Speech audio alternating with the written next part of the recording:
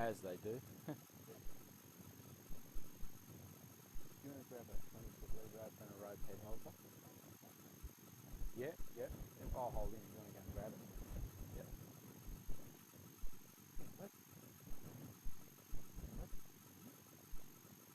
So how you been, Kim? Oh, really good, yep.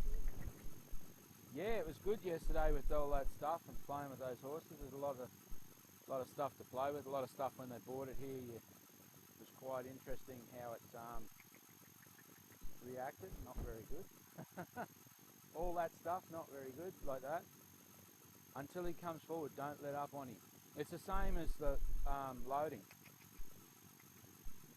It's the same as the loading. All of that stuff has relevance. It's like when we were talking about those other things, you know, people go, oh, it won't load. If it doesn't lead properly, and it doesn't tie up, then it won't load properly. Okay? Oh, yeah. Yeah. Well, he's still got all those things still in there, right, in varying degrees. So, you know, when people say to you, oh, this is, you know, our problem, you know, if you've got that loading issue, you've got all those other problems, okay, but they only want to work on the loading. And see, it's not about the flow, it's about him leading properly. If I walk in anywhere, he should have the confidence in me. See, and then it's confidence as well.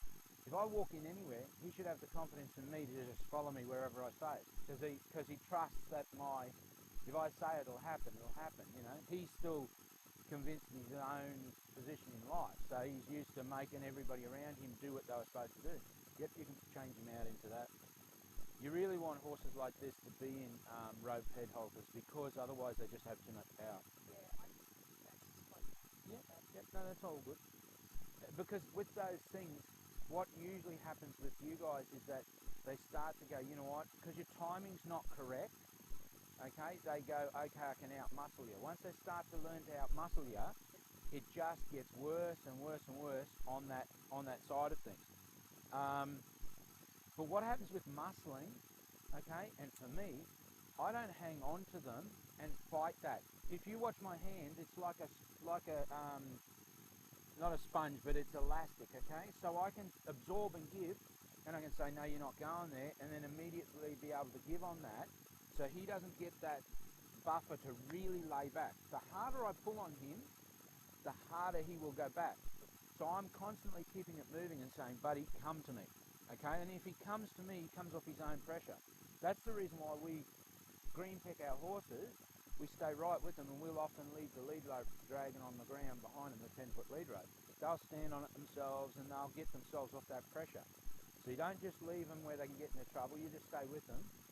And you'll watch them for a little while. They'll go, oh, geez, you know, I'm hung up here, and then, the light just starts to come on from them. Oh, and this is how. It's getting rid of that initial panic. Once the initial panic goes, and they learn to figure out how to do things, all of that starts to disappear. It disappears on every subject that you're going to be working on these horses with. But it starts at the point that you explain to them how to behave.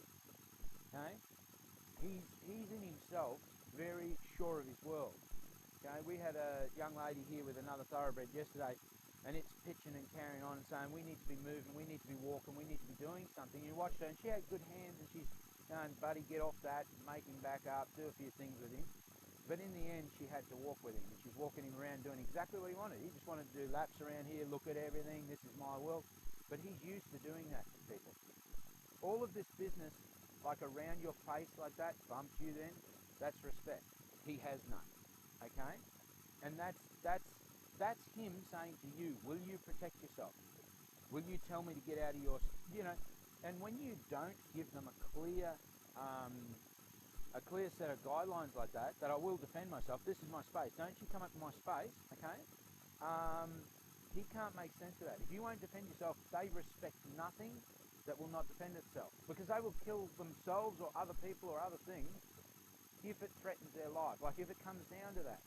See, the ignorance and the rudeness of him just walking up, and he knows what he's doing it on purpose.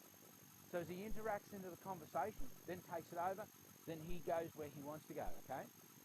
The only reason why I'm saying all those things, they're not directed at you with those things, but you're not aware of what they are, Okay, this is what we teach. When you become more aware of what they are, and you